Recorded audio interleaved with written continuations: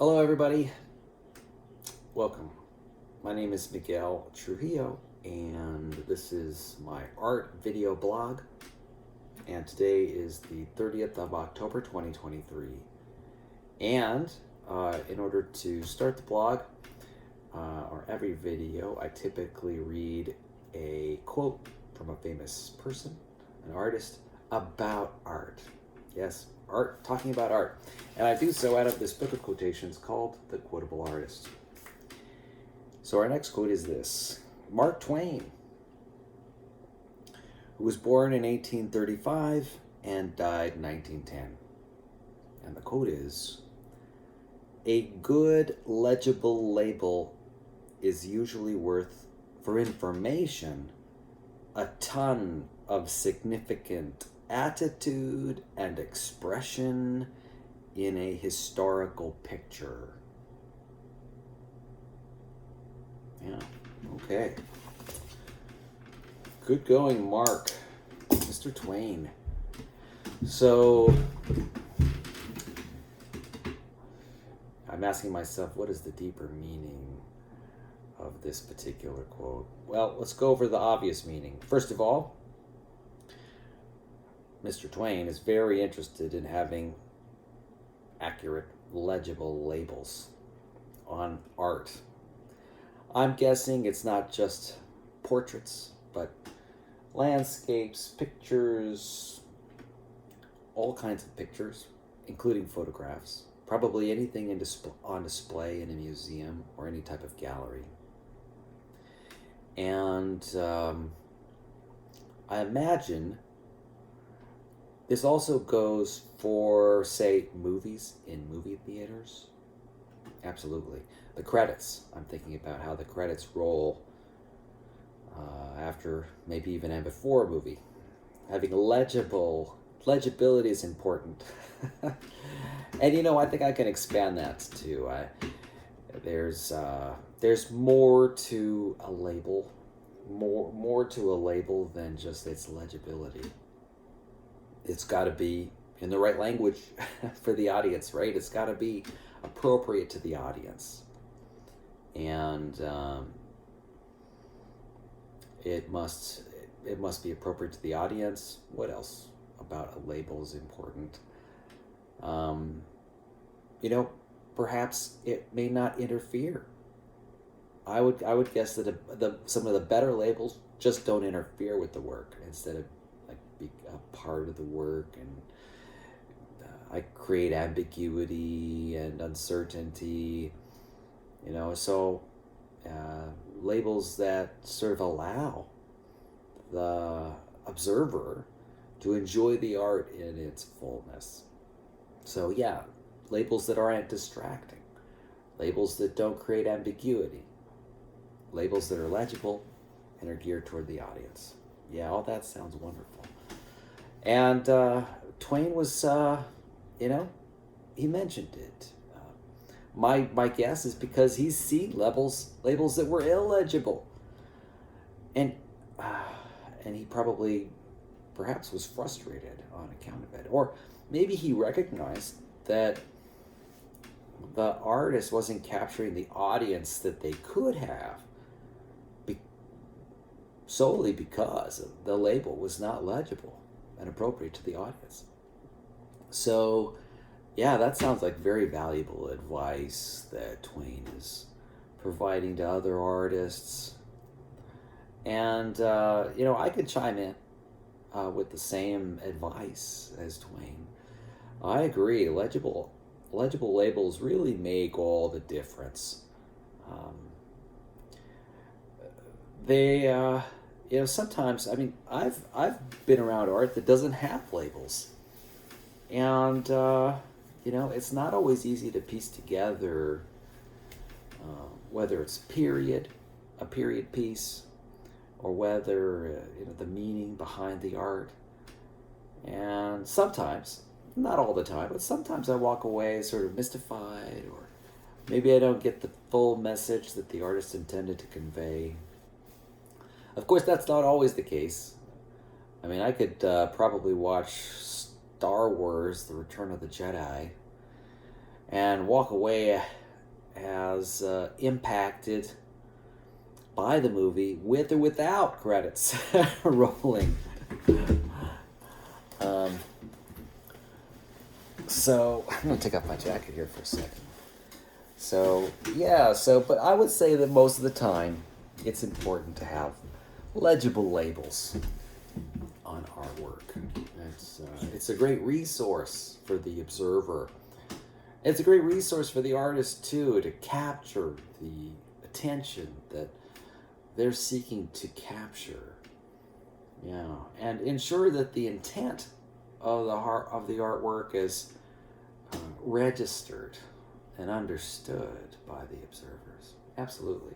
The quote says things in addition to that. It says, a good legible label is worth a ton of significant attitude and expression.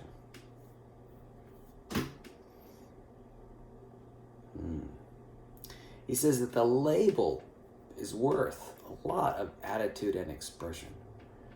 So, not only is he talking about his legibility, the label's legibility and appropriateness to the audience, he's talking about something else too, something a little deeper. He talks about attitude and expression.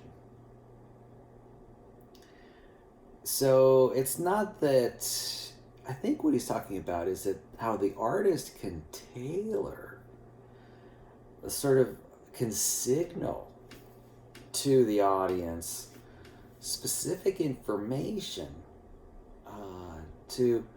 that would help that would give the artwork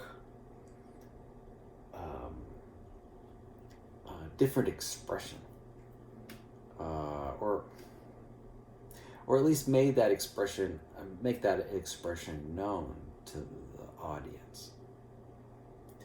Yeah, and that it's worth probably spending a lot of time honing the language, the words, wordsmithing the sentences or phrases, adjectives and nouns for the label, and that can make a big difference.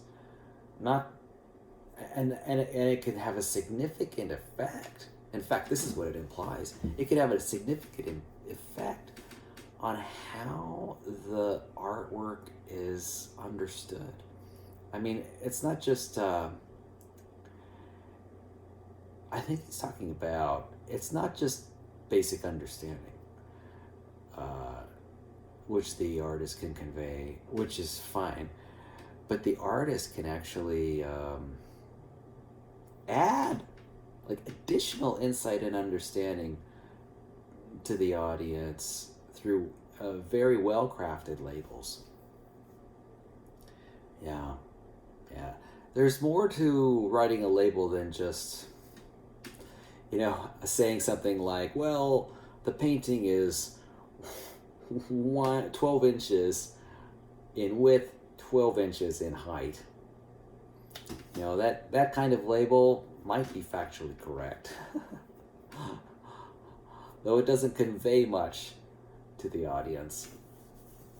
And also, there might be additional labels like, oh, this is a pastel or an oil painting. That may not convey the essence of the artwork to the audience, even whether what period it was generated, like a date of 1860 or whatever. I mean, that could provide some insight and some context on a time scale about when the I'm sure the audience appreciates that information to get some perspective in that regard. But there's a lot more, and this is the part that I'm more interested in, and that is that the artist can, by using certain phrases, can really share their inner journey, right, with the audience, and sort of maybe even create an impact that wouldn't have been there before about the artwork. So yeah, it's kind of interesting to think that there might be an art to label making. So not only is there an art to performing, to actually drawing the artwork or producing that artwork, there's an art to producing the label that introduces the artwork. Yeah. And if one takes this idea and just expands on it, if you think about all the ideas and strategies relating to marketing and well, especially marketing, sales, and even psychology, if you took all those together, wow, we're talking about huge impact where maybe the gallery that the artist choose to display the art matters. There's smaller galleries, medium-sized galleries, large galleries, institutional galleries. There's galleries all along the spectrum. And then there's different ways to present the art in the gallery. Is it a single picture on a broad wall? Is it like in triptych format? What does the background look like? Is there framing? What kind of lights are sort of pointed at the artwork? All these are significant elements of how an artwork is understood by an audience. So that could be a real challenge, I think, for a lot of artists, where they may just have a few venues to display their art available to them, and they may not have access to the venues that they want, whether it's location or cost or influence. They may not be able to display the art in the way that they want, where they want, how they want. It might a lot of the stuff might cost money, but not necessarily. So yeah, displaying a piece of art, regardless of what art it is important. If it's a movie, then you got to make sure the trailer to that movie provides enough information to the audience so the audience can make a choice about whether to see the movie or not. And there's a lot of things that go into making a trailer and even a movie poster. I've seen some videos on YouTube and TV shows about poster making, and it's elaborate. It takes a lot of technical skill to put something like that together. You've got photographers and graphic artists and different skill sets relating to internet or lithography, Photoshop or whatever software people use to pull those together. It's complicated. And there's definitely marketing and psychological aspects to things like movie posters. It's the lighting and the color. So, yeah, there's a lot to it. And it's kind of interesting how that is an art in itself. And there's also a technical discipline. And there's a financial discipline related to it as well. A lot of that presentation costs money, right? And so, there are trade-offs involved. So for the artist and for the producer, for the ones who pay for the work. So yeah, it's quite a challenge. And what Twain is talking about is not a small matter. For books, it might be cover design. It might be the kind of paper that the book is being published on, the ink, the typeface. There's a lot of things that go into whether a person enjoys a book or not. I know that's the case for me. I've had books with spines that fall apart by the time that I'm halfway through the book. And it's a challenge just to piece those pages back together so that I can complete the book. I've had to do that on more than one occasion. I've also had books that just feel, the paper just feels weird. It's just like plasticky and or maybe the pages are see-through and paper thin, like really thin, tissue paper thin, and I've had books where the font is like way too small, and I've had to put books down because I just have trouble reading the typeface. So it's kind of funny. And the opposite has been true too, where I really like the feel of a book. I tend to go for soft cover books myself. And if I like the paper and the soft cover book and the cover, and I just like the typeface, I might finish a book even though I'm not that interested in it because I just enjoy reading it. There's something about the book. It's got this tactile nature to it, and it's kind of funny how many things go into the acceptance of an artwork that have nothing to do with the artwork itself. And I admit that I don't always like. Sometimes the choices I make when it comes to purchasing art or being an observer of art have little to do with the art itself or the artist. It has to do with maybe receiving an email or getting a recommendation from a friend or a website, or maybe it has to do with it. I guess there are logistics relating to whether a person presses the button to accept the observing of the art, and these are things that are independent of the artwork itself, and certainly independent of even sometimes independent of the author. Sometimes it's just chance that people come across works of art that move them.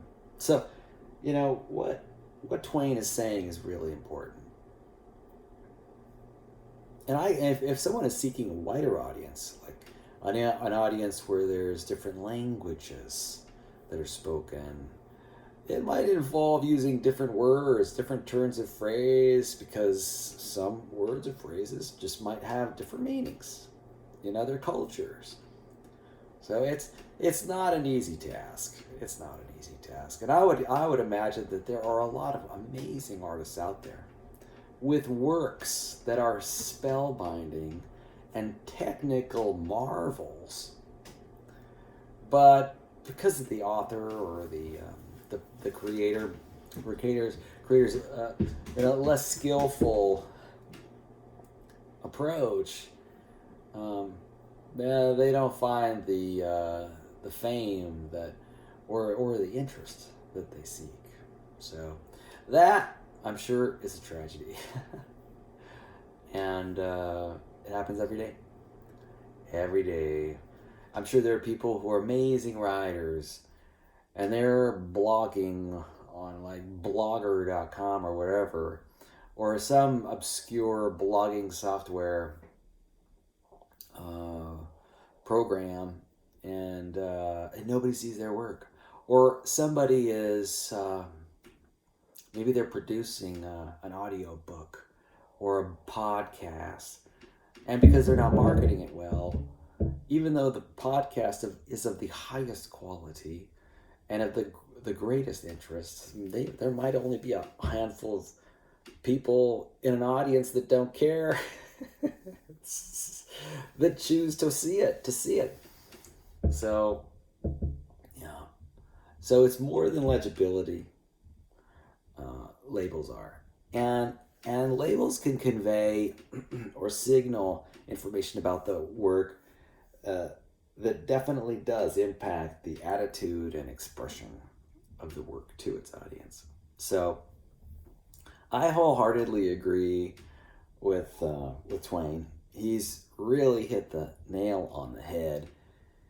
He knows what's happening. As a book author himself, I'm sure he he clearly, truly had to understand how to market his work, and I think he found some success in his day, and so no doubt he had some skill in pulling it together or finding the right people to help him pull it together. And aren't we all grateful that he did? Because his works of literature are admired the world over, certainly, and admired by me. Which, I mean, I've read, what is it, Huck Finn? Oh, no, I think it was, it might have been Huck Finn, and, or Tom Sawyer, and really enjoyed them. So, anyway, yeah. So, glad for all of that. You know, in a way, this goes back to that saying where you can't judge a book by its cover. And that's true. And as human beings, we have no choice but to judge books by their cover. The reason is because we just don't have access. Our brains aren't sufficiently perceptive to see like the inner workings. We just, there's just so much content out there on the internet, in the world, in the media. Sometimes we categorize the world the way we categorize the world as we think conceptually about it. You know, we do that to simplify because we just cannot grasp the amount of information available to us. It's just too great. And our brains can't. So we throw it in a bucket. So we throw our concepts of these, I mean, the books and art and paintings and movies and in categories, and we may never, because they've been dumped in a certain category, we may never experience them because important works that may even resonate with us deeply, we never see them because they've been categorized like as opera, say. And maybe we've decided we're just not opera people and we don't want to see operas and we don't make appointments to enjoy operas or opera music. And that's a whole category of amazing work that's just dismissed instantly because of assumptions, right? As we overgeneralize, oh, Madame Butterfly, that's opera. Set it aside, you know. I won't like it. That is judging a book by its cover. But we have no choice. And our brains only work so well. We can only sort of understand or process information, a limited amount of information. Yeah, we can only process a limited amount of information. And so we're sort of stuck where we are. We have to judge books by their cover. We have no choice. It would be great if we could choose. And you know, sometimes we do have an opportunity to choose to sort of expand our limits. And I know we do that all the time. I know I do that all the time with music. It's hard not to because you quite often get, you know, like on radio stations, you get information, you get other songs that you don't anticipate. And I like the novelty of that. But different people have different tolerances for novelty. Some people just eat chicken nuggets.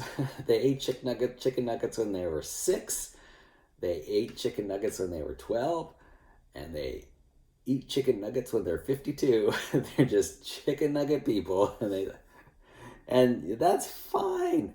You know, you can appreciate and love and honor chicken nuggets as they are. And there's a lot in the world of chicken nuggets to appreciate.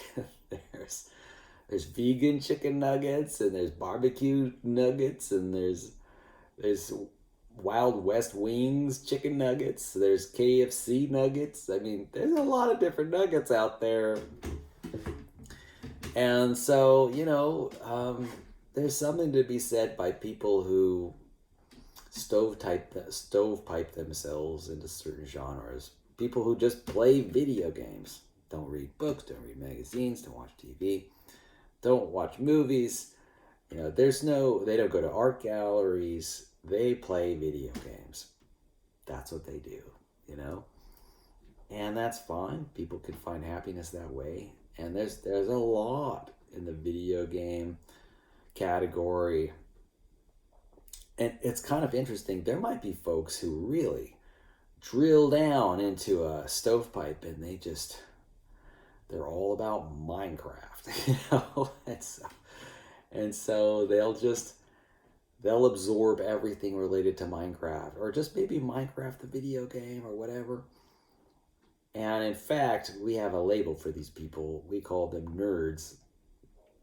And at first, it was a label that was derogatory, but over the years, it's been raised in its level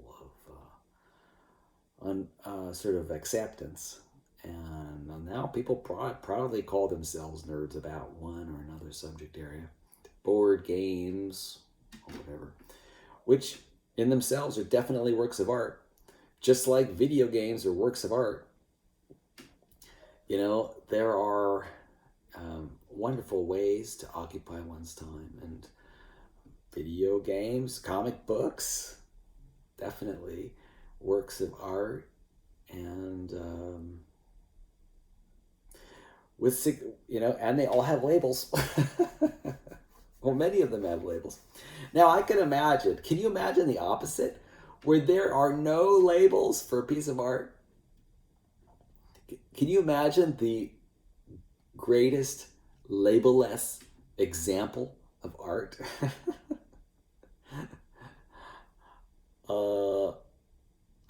I think. There are some artists that just sort of place their art in like remote places, and they just don't let it give anyone an indicator of what it's about and what it means. I've seen those like on TikTok videos and things like that, YouTube videos. People just are confronted with the art, and then they're just maybe astounded or confounded by it, and then they continue walking down the street. And those can be a lot of fun. They really can. And aren't we grateful for those pieces of art because of the surprise? Now, that doesn't mean that everyone will appreciate the surprise. If there are no labels, it may be that the presentation just has no impact. Somebody just imagine there's an orange thing passing me by as I walk down the block. It may not even be apparent to a lot of people that there's a piece of artwork there. Anyway, well, thank you for going down the rabbit hole with me as it relates to this excursion, as we explore this quotation from Mark Twain about labels.